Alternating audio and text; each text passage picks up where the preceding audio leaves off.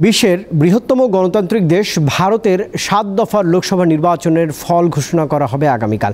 গণমাধ্যমগুলো বলছে এবারের নির্বাচনে ভোট দিয়েছেন দেশটির ৬৪ কোটি ২ লাখ ভোটার।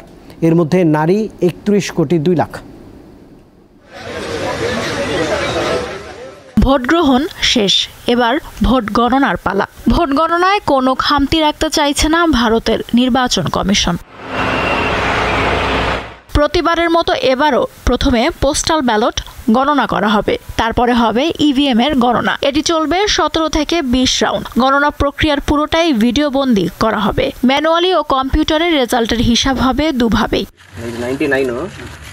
ভারতের মুখ্য নির্বাচন কমিশনার রাজীব কুমার জানিয়েছেন, দেশে ১০,৫০,০০০-এর বেশি বুথ রয়েছে। ৩০ থেকে ৩৫ লাখ পোলিং এজেন্ট সেখানে থাকবেন।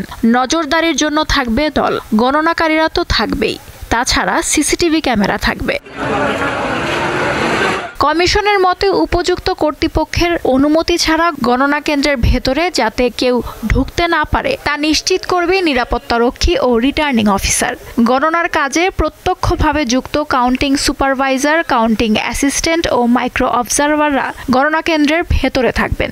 এছাড়া নির্বাচনের সঙ্গে জড়িত এবং কর্তব্যরত সরকারি কর্মচারীরাও গণনা কেন্দ্রের ভেতরে যেতে পারবেন। বুথে ঢুকতে দেয়া হবে প্রার্থী, তার নির্বাচনী এজেন্ট ও কাউন্টিং এজেন্টদের। এছাড়া সেখানে যেতে পারবেন কমিশন বা পর্যবেক্ষকদের অনুমোদিত ব্যক্তিরা। মুখ্য নির্বাচন কমিশনার জানান, ভোট পরবর্তী সহিংসতার কথা মাথায় রেখে পশ্চিমবঙ্গ, অন্ধ্রপ্রদেশ, উত্তরপ্রদেশের মতো কয়েকটি রাজ্যে ফলাফল ঘোষণার পরেও কেন্দ্রীয় বাহিনী রাখা হবে। দেশটির মুখ্য নির্বাচন কমিশনার রাজীব কুমার আরও জানিয়েছেন, ভোটদাতার সংখ্যার দিক থেকে এবার ভারত বিশ্ব রেকর্ড করেছে। তাছাড়া ভারতের এই নির্বাচনে নারী ভোটারদের সংখ্যা ইউরোপীয় ইউনিয়নের ২৭টি দেশের ভোটারদের চেয়ে ১.২৫ গুণ বেশি। লুৎফা ফৌজিয়া, দীপ্ত, বার্তাকক্ষ।